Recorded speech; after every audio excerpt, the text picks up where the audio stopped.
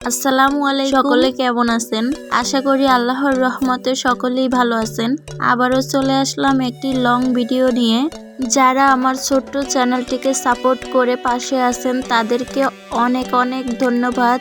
আমার ভিডিওটি ভালো লাগলে সাবস্ক্রাইব করে পাশে থাকবেন। আজ দেখাবো যেভাবে হাঁসের মাংস রান্না করলে পছন্দ করে খাবে। প্রথমে আমি এখানে মশলাগুলা নিয়ে নিয়েছি, দেখতেই পাচ্ছেন। এখানে একটি হাঁস ভালোভাবে কেটে ধুয়ে নেওয়া হয়েছে। প্রথমে দিয়ে দিচ্ছি যে কড়াইতে রান্না করব সে কড়াইতে হাঁসের মাংস, পরিমাণ মতো পেঁয়াজ কুচি, পরিমাণ মতো রসুন বাটা দিয়ে দিচ্ছি, আদা বাটা দিয়ে দিচ্ছি, জিরে বাটা দিয়ে দিচ্ছি, কিছু গরম মশলা দিয়ে দিয়েছি।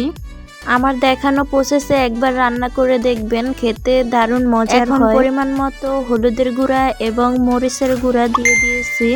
দিয়ে দিচ্ছি পরিমাণ মতো লবণ, পরে লাগলে আবার দেব।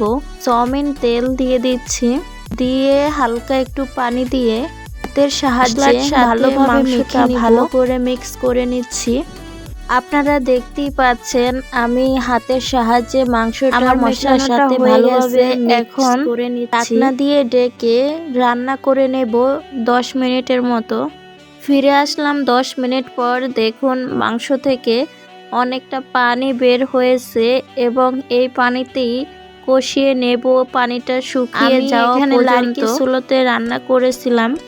লার্কির চুলোতে হাঁসের মাংস রান্না এই শীতে দারুণ মজার একটি সুস্বাদু খাবার, যেটা সকলেই পছন্দ করে।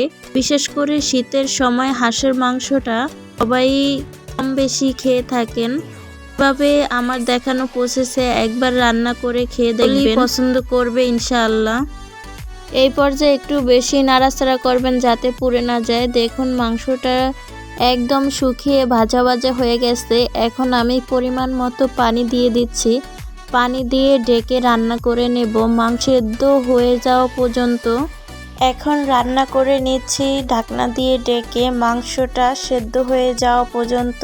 ফিরে আসবো মাংস সেদ্ধ হয়ে যাওয়ার পর।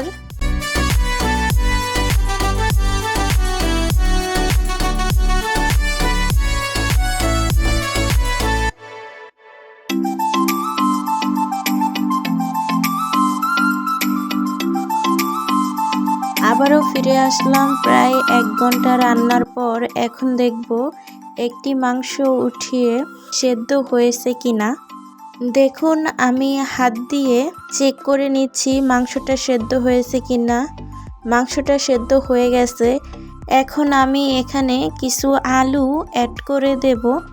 আগেই কেটে ধুয়ে রেখেছিলাম, সেটা এখন মাংসের গুলার সাথে অ্যাড করে দেব। হাঁসের মাংস একটু লং টাইম ধরে রান্না করতে হয়, তা না হলে ভালোভাবে সেদ্ধ হয় না। এই তো দেখুন আমি আলুগুলা দিয়ে নাড়াচাড়া করে আবারও ঢাকনা দিয়ে রান্না করে নেব আলুগুলা সেদ্ধ হয়ে যাওয়া পর্যন্ত। যারা আমার ইউটিউব চ্যানেলে নতুন তাদেরকে অসংখ্য অসংখ্য ধন্যবাদ। পুরাতন আছেন তাদেরকেও অসংখ্য ধন্যবাদ। এভাবে পাশে থাকবেন ইনশাল্লাহ, আমাকেও আপনাদের পাশে পাবেন। যারা ফেসবুক পেজ থেকে দেখছেন ভিডিওটি, ভালো লাগলে লাইক ফলো দিয়ে পাশে থাকবেন। ইনশাল্লাহ আমাকেও আপনাদের পাশে পাবেন। দেখুন আমি আলুটা দিয়ে বারবার নেড়ে ছেড়ে দিচ্ছি যাতে পুড়ে না যায়। এভাবে আলুটা দিয়ে মশলার সাথে কষিয়ে নিয়ে রান্না করলে তরকারির স্বাদ দ্বিগুণ আসে। তাই বারবার একটু ধৈর্যের সাথে নাড়াচাড়া করে কষিয়ে নিচ্ছি। আমার কষানোটা প্রায় হয়ে গেছে। এখন পরিমাণ মতো পানি দিয়ে দিচ্ছি আলুটা সেদ্ধ হয়ে যাওয়ার জন্য। দেখতেই পাচ্ছেন এখানে আমি বেশি পানি অ্যাড করিনি, যেহেতু মাংসটা সেদ্ধ হয়ে গেছে, শুধু আলুটাই বাকি আছে। তাই একটু পরিমাণ মতো পানি দিয়ে আরও কিছুক্ষণ রান্না করে নিচ্ছি। এখন দেখুন আমার রান্নাটা প্রায় কমপ্লিট। আলুটাও সেদ্ধ হয়ে গেছে এবং মাংসটাও ভালোভাবে সেদ্ধ হয়ে গেছে। এভাবে একবার বাসায় ট্রাই করে দেখবেন, খেতে দারুণ লেগেছিল। বাসার সকলেই মজা করে খেয়েছিল। আজ এ পর্যন্তই। সকলে সুস্থ থাকুন, ভালো থাকুন। আবার দেখা হবে নতুন কোনো এক ভিডিওতে। আল্লাহ হাফেজ।